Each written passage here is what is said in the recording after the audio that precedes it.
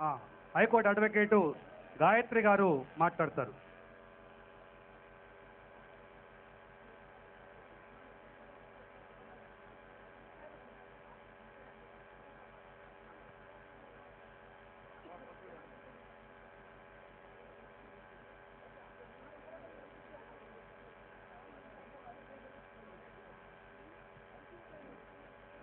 సభకు నమస్కారాలు. అలాగే జగన్మోహన్ రెడ్డి గారికి నా ఆశీస్సులు, ఈ ఫీజు కోరికి నా అభినందనలు.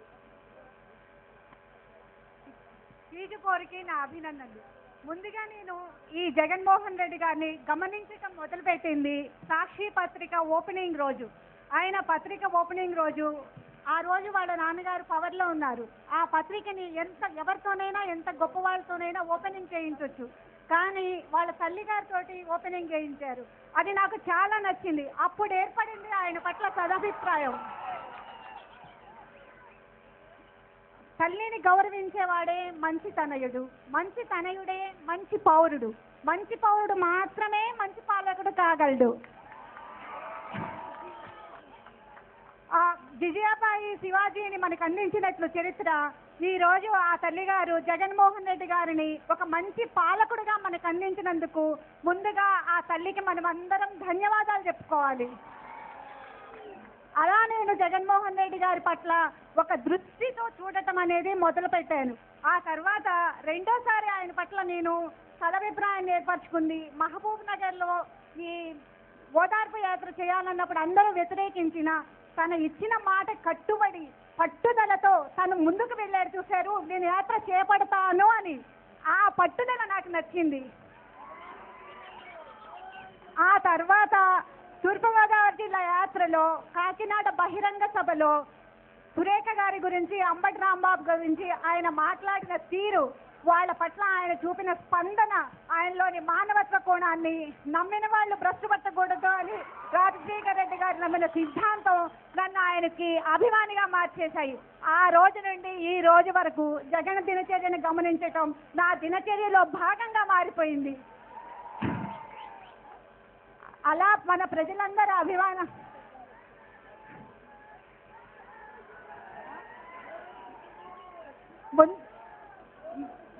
మీరు రోజు జయహో అంటూనే ఉన్నారు. ఈ రోజు నన్ను మాట్లాడివ్వండి.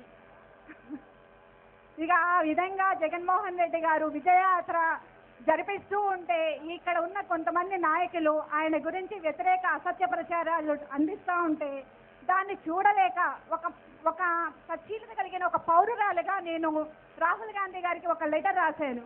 ఆ లెటర్లో ఏమి రాశానంటే, మీ రాజశేఖర రెడ్డి గారి వల్ల ఈ రాష్ట్రంలో ఎంతో మందికి ఎంతో మంచి జరిగింది. అవి కాంగ్రెస్ పథకాలే అని కాసేపు అనుకుందాము. అయితే కాంగ్రెస్ పార్టీ అధికారంలో ఉన్న అన్ని రాష్ట్రాల్లో కూడా ఆ పథకాలు ఎందుకు అమలుపరచబట్టలేదు? అందరు నాయకులు జనామోదాన్ని ఎందుకు పొందలేకపోతున్నారు అంటే రాజశేఖర రెడ్డి గారి గొప్పతనం అనే కదా అది.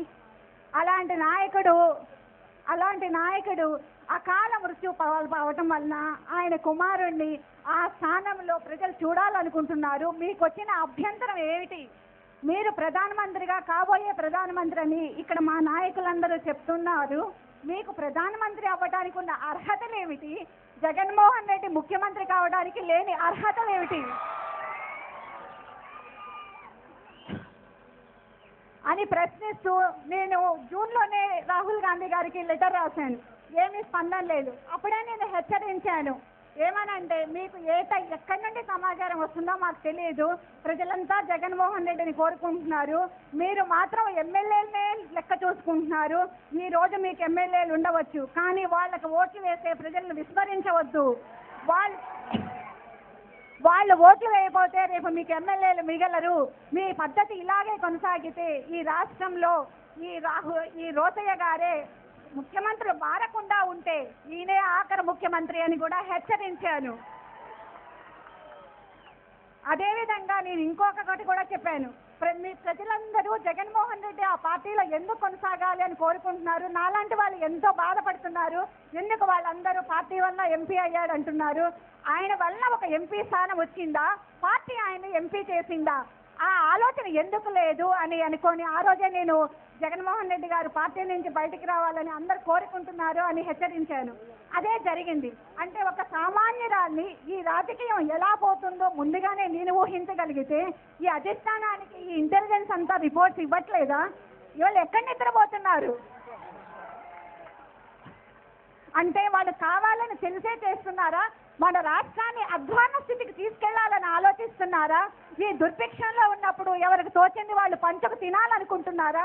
ఏమనుకోవాలి? ఒక సామాన్యురాల్ని నేను గెస్ట్ చేయగలుగుతున్నాను. రేపేం జరగబోతుంది, ఎల్లుండి ఏం జరగబోతుంది, ఈ రాజకీయ పరిణామాలు ఎలా పోతున్నాయనేది నేను ఇంట్లో కూర్చొని నేను గెస్ట్ చేయగలుగుతున్నాను. మరి ఇంటెలిజెన్స్, ఈ నాయకులు వీళ్ళంతా ఏమవుతున్నారు, ఏమి ఇస్తున్నారు?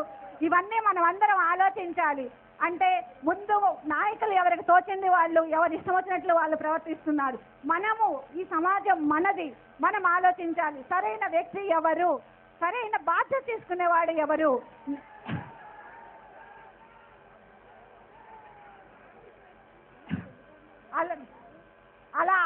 ప్రజలు అలా ముందడుగు వేసి తన నాయకుడు ఎవరో వాళ్ళు నిర్ణయించుకోగలిగే స్థాయిలో ఉన్నారు కాబట్టి ఈ రోజు ఇంతటి జనాదరణ వస్తుంది. మీరందరూ ఇక్కడికి వచ్చారు. అట్లాగే మనం రోజు చూస్తున్నాం. సంవత్సరం కాలం నుండి జగన్ని గమనిస్తూనే ఉన్నాం. ఆయన ఎన్నో సమావేశాల్లో, సభల్లో మాట్లాడారు. ఒక్క సభలోనన్నా ఒక్క పరుష పదజాలన్నా ఉపయోగించారా? ఎవరినన్నా దూషించారా? అది తెలపట్లేదా ఆయన సచ్చీలతని? ఎక్కడ నిద్రపోతున్నారు ఈ లోకం, ఎక్కడ నిద్రపోతున్నారు ఈ నాయకులు?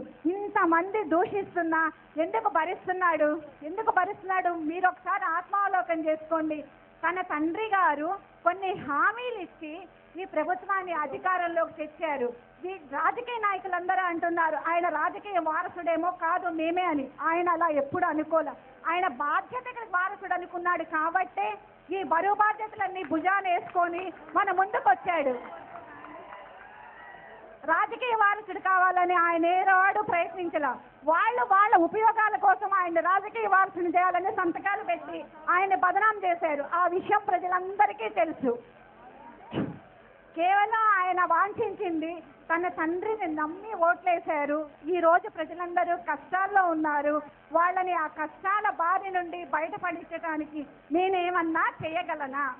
ఆ భావంతోనే పాపం ఒక శ్రామికుడులా కష్టపడుతున్నారు. నాకు ఎప్పుడు అనిపిస్తూ ఉంటది, పాపం ఆయన పిల్లలు ఆయన్ని టీవీలో చూసుకోవటమేనేమో సంవత్సర కాలం నుండి అని.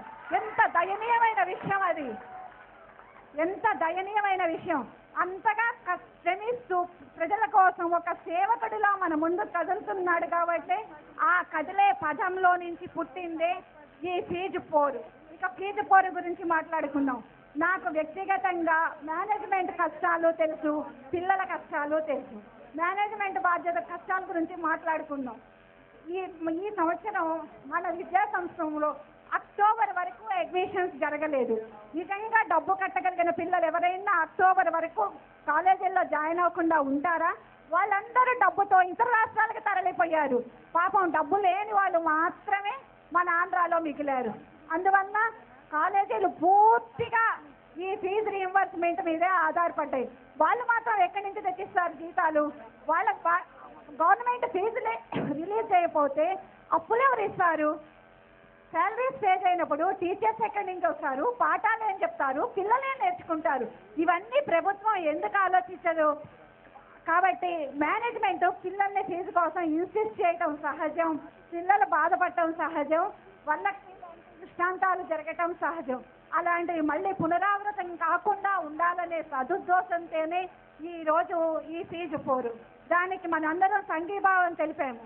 మరి గవర్నమెంట్ స్పందిస్తుందో లేదో ఆ దేవుడే చూడాలి.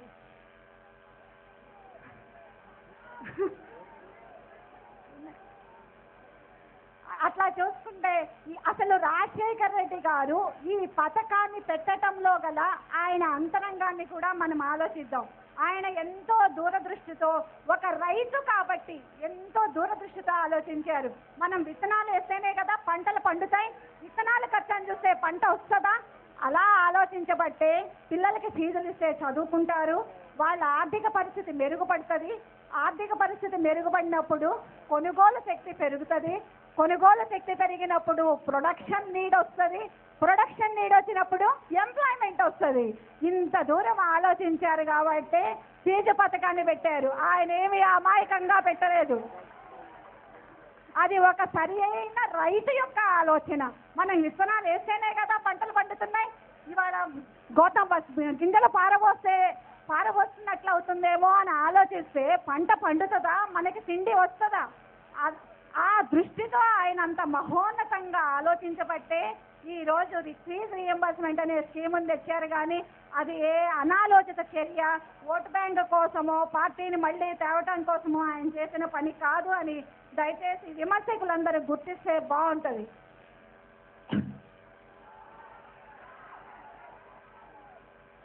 నేను ఇక్కడికి ఎవరిని విమర్శించడానికి రాలేదు. ప్రతి ఒక్కరికి ఆత్మ ఉంటుంది, ఆత్మావలోకం చేసుకోగలరు, ఆత్మ విమర్శ చేసుకోగలరు. దానికి మన జగన్మోహన్ రెడ్డి గారే ఆదర్శం. ఆయన విమర్శించాలంటే ఎంతసేపు వీళ్ళందరితో విమర్శలు పడుతూ మన కోసం తిరగాల? ఆ విధంగా ఈరోజు జగన్మోహన్ రెడ్డి గారు ప్రజల ముందుకు వచ్చి సక్రమమైన పాలన అందించడానికి అహర్నిశలు ఒక శ్రామికుడిలా కష్టపడుతున్నారు. ఆయన ఎంత, ఆయన వయసు ఎంత అంటారు. వివేకానంద స్వామి వయసు ఎంత, ఝాన్సీ లక్ష్మీబాయి వయసు ఎంత? 30 ఏళ్లకి ఆమె ఈ రోజుకి మనం మర్చిపోలేని చరిత్రను సృష్టించిపోయింది అంటే మీరు వేరే విధంగా ఆలోచించొద్దు. నేను చెప్తున్నది ఏంటంటే గొప్పతనానికి, మంచి మనసు ఉండటానికి వయసుతో సంబంధం లేదు. కాబట్టి అలాంటి విమర్శలన్నిటినీ రేపొద్దున అంటే రేపొద్దునని కాదు, నెక్స్ట్ ఎలక్షన్స్ లో ప్రతి పౌరుడు విచక్షణతో ఆలోచించి ఆంధ్రులు అమాయకులు కారు, మీరు ఢిల్లీ నుంచి ఇక్కడికి ఇంపోర్ట్ చేసి మా మధ్య సమీకరణాలు, పోరులు సృష్టిస్తే మేమేమి లొంగము, అసలు మీకు ఢిల్లీ నుంచి ఆంధ్రాకి రావాల్సిన అవసరమే లేకుండా చేస్తాం అని మనము వాళ్ళకి సాటి చెప్పాలని నేను ఈ సభ ద్వారా కోరుకుంటున్నాను. Thank you.